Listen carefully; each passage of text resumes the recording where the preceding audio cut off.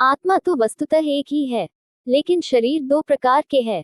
एक शरीर जिसे हम स्थूल शरीर कहते हैं, जो हमें दिखाई देता है। एक शरीर जो सूक्ष्म शरीर है, जो हमें दिखाई नहीं पड़ता है।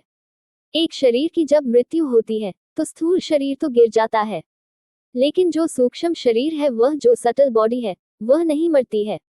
आत्मा दो शरीरों के भीतर वास कर रही है, एक सूक्ष्म और दूसरा स्थूल। मृत्यु के समय स्थूल शरीर गिर जाता है।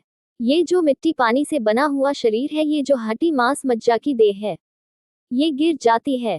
फिर अत्यंत सूक्ष्म विचारों का, सूक्ष्म संवेदनाओं का, सूक्ष्म वाइब्रेशंस का शरीर शेष रह जाता है, सूक्ष्म तंतुओं का।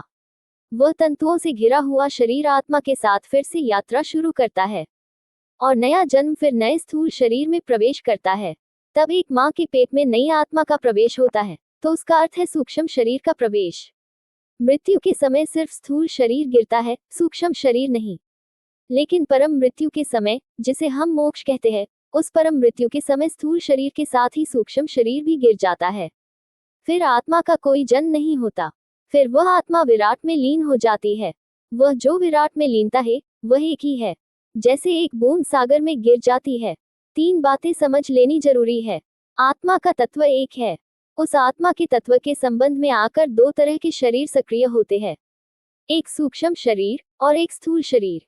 स्थूल शरीर से हम परिचित हैं, सूक्ष्म से योगी परिचित होता है, और योग के भी जो ऊपर उठ जाते हैं, वे उससे परिचित होते हैं जो आत्मा है। सामान्य आंखें देख पाती है इस शरीर को, योग दृष्टि ध्यान देख पाता है सूक्ष्म शरीर को, लेकिन ध्यानातीत, बियॉन्ड योग, सूक्ष्म के भी पार, उसके भी आगे जो शेष रह जाता है, उसका तो समाधि में अनुभव होता है। ध्यान से भी जब व्यक्ति ऊपर उठ जाता है तो समाधि फलित होती है, और उस समाधि में जो अनुभव होता है, वह परमात्मा का अनुभव है।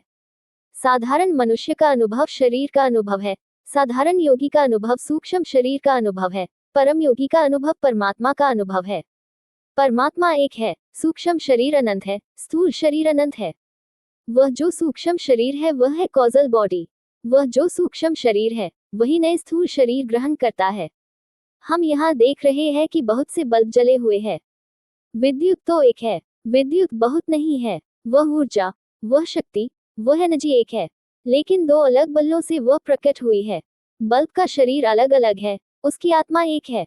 हमारे भीतर से जो चेतना झांक रही है, वह चेतना एक है, लेकिन उस चेतना के झांकने में दो उपकरणों का, दो व्हीकल का प्रयोग किया गया है। एक सूक्ष्म उपकरण है, सूक्ष्म देह, दूसरा उपकरण है, स्थूल देह। हमारा अनुभव स्थूल देह तक ही रुक जाता है। ये जो स्थूल देह तक रुक गया अनुभव है, यही मनुष्य के जीवन का सारा अंधकार और दुख है। लेकिन कुछ लोग सूक्ष्म शरीर पर भी रुक सकेत है। जो लोग सूक्ष्म शरीर पर रुक जाते हैं, वे ऐसा कहेंगे कि आत्माएं अनंत है। लेकिन जो सूक्ष्म शरीर के भी आगे चले जाते हैं, वे कहेंगे कि परमात्मा एक है, आत्मा एक, ब्रह्मा एक है। मेरी इन दोनों बातों में कोई विरोधाभास नहीं है। मैंने जो आत्मा के प्रवेश के लिए कहा, उसका अर्थ है वह आत्मा जिसका अभी सूक्ष्म शरीर गिरा नहीं है। इसलिए हम कहते हैं कि जो आत्मा परम मुक्ति को उपलब्ध हो जाती है, उसका जन्म मरण बंद हो जाता है। आत्मा का तो कोई जन्म मरण है ही नहीं। वह न तो कभी जन्मी है और न कभी मरेगी। वह जो सूक्ष्म शरीर है, वह भी समाप्त हो जाने पर कोई जन्म मरण नहीं रह जाता, क्योंकि सूक्ष्म शरीर ही कारण बनता है नए जन्मों का।